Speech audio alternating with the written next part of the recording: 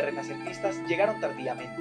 Su desarrollo coincide con el inicio de la Edad Moderna, marcada por la consolidación de los estados europeos, los viajes transoceánicos que pusieron en contacto a Europa y América, la descomposición del feudalismo y el inicio de un incipiente capitalismo.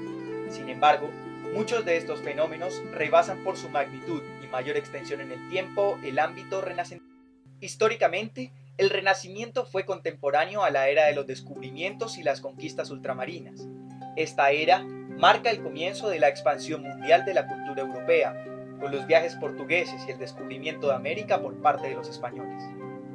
El fenómeno renacentista comienza en el siglo XIV y no antes, aunque al tratarse de un proceso histórico, se elige un momento arbitrariamente para determinar cronológicamente su comienzo, pero lo cierto es que se trata de un proceso que hunde sus raíces en la alta Edad Media y va tomando forma gradualmente. El desmembramiento de la cristiandad con el surgimiento de la Reforma Protestante, la introducción de la imprenta entre 1460 y 1480 y la consiguiente difusión de la cultura fueron uno de los motores del cambio.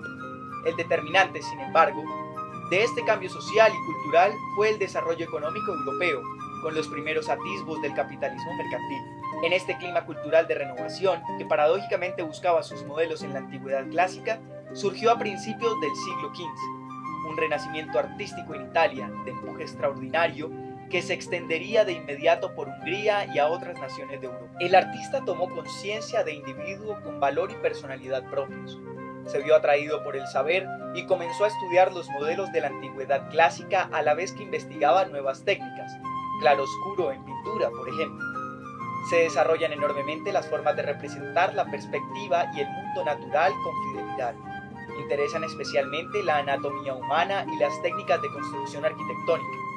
El paradigma de esta nueva actitud es Leonardo da Vinci, personalidad eminente renacentista, quien dominó distintas ramas del saber, pero del mismo modo Miguel Ángel Buonarroti, Rafael Sanzio, Sandro Botticelli y Bramante fueron artistas conmovidos por la imagen de la antigüedad y preocupados por desarrollar nuevas técnicas escultóricas, pictóricas y arquitectónicas, así como por la música, la poesía y la nueva sensibilidad humanista.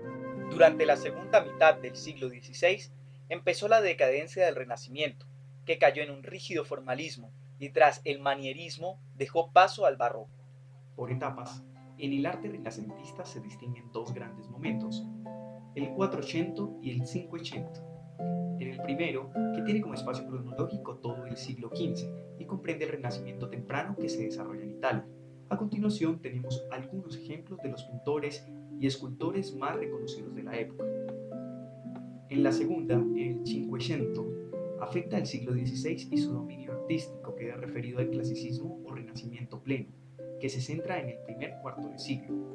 En esta etapa surgen las grandes figuras del Renacimiento en las artes, Leonardo, Miguel Ángel y Rafael. Es el apogeo del arte renacentista. La arquitectura renacentista tuvo un carácter marcadamente profano en comparación con la época anterior y, lógicamente, surgirá en una ciudad donde el gótico apenas había penetrado, Florencia.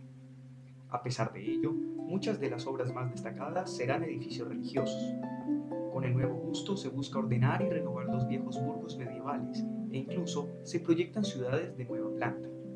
La búsqueda de la ciudad ideal, opuesta al modelo caótico y desordenado del medioevo, será una constante preocupación de artistas y mecenas. Para analizar de mejor manera la arquitectura renacentista, podríamos dividirlo en dos grandes elementos constructivos. Los estructurales, por ejemplo, arco de medio punto, columnas, cúpula semiesférica, bóveda de cañón y cubierta plana con casetones. Todos ellos habían sido usados en la antigüedad, especialmente por el arte romano, y se recuperan ahora, modificándolos. Decae paulatinamente el tradicional método de construcción del gótico, abandonándose en gran medida las bóvedas de crucería, el arco apuntado, las naves escalonadas y sobre todo la impresión del colacilismo y multiplicidad de los edificios medievales. Predominarán ahora valores como la simetría, la claridad estructural, la sencillez y sobre todo la adaptación del espacio a la medida del hombre. Los decorativos, entre tanto, pilastras, frontones, pórticos, motivos heráldicos, almohadillados, volutas, grutescos, guirnaldas, motivos de candelieri, candelabros o pebeteros, y tondos o medallones.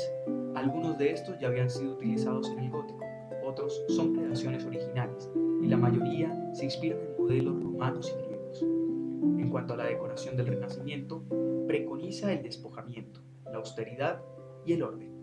Solo a finales del siglo XVI, esta tendencia se romperá en favor de la fantasía y la riqueza decorativa del manierismo. En pintura, las novedades del Renacimiento se introducirán de forma paulatina pero irreversible a partir del siglo XV. Un antecedente de las mismas fue el Giotto, pintor aún dentro de la órbita del gótico, pero que desarrolló en sus pinturas conceptos como volumen tridimensional, perspectiva, naturalismo, que alejan su obra de los rígidos modos de la tradición bizantina y gótica y preludían el renacimiento pictórico. Entre los artistas más destacados se encuentra Miguel Ángel. Es la segunda, cronológicamente, gran figura. Fundamentalmente escultor, se dedicó a la pintura de forma esporádica, a petición de algunos admiradores de su obra, sobre todo el Papa Julio II. Los frescos de la Capilla Sixtina muestran el atormentado mundo interior de este artista, poblado de figuras monumentales, sólidas y tridimensionales como si fueran esculturas, y de llamativa presencia física. En su obra cobra mucha importancia el desnudo, aun cuando la casi totalidad de la misma fue hecha para decorar iglesias. Rafael Sanzio completa la tríada de genios del clasicismo. Su estilo tuvo un enorme éxito y se puso de moda entre los poderosos. La pintura de Rafael busca ante todo la gracia, o belleza equilibrada y serena.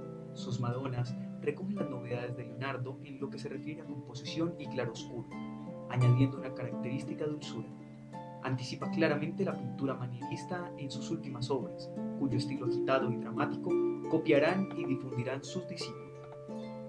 En la escultura, como en las demás manifestaciones artísticas, los ideales de vuelta a la antigüedad, inspiración en la naturaleza, humanismo antropocéntrico e idealismo fueron los que caracterizaron la escultura de este periodo.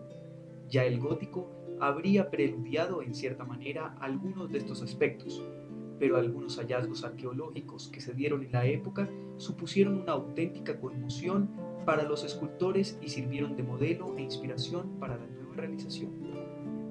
Aunque se seguirán haciendo obras religiosas, en las mismas se advierte un claro aire profano, y se reintroduce el desnudo y el interés por la anatomía con fuerza y aparecen nuevas tipologías técnicas y formales, como el relieve en estiaquiato y el tondo, o composición en forma de disco. También la iconografía se renueva con temas mitológicos, alegóricos y heroicos.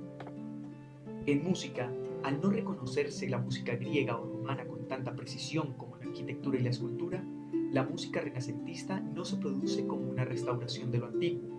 La música de esta época fue una culminación de los estilos anteriores, buscando naturalidad, proporción y armonía entre texto y melodía.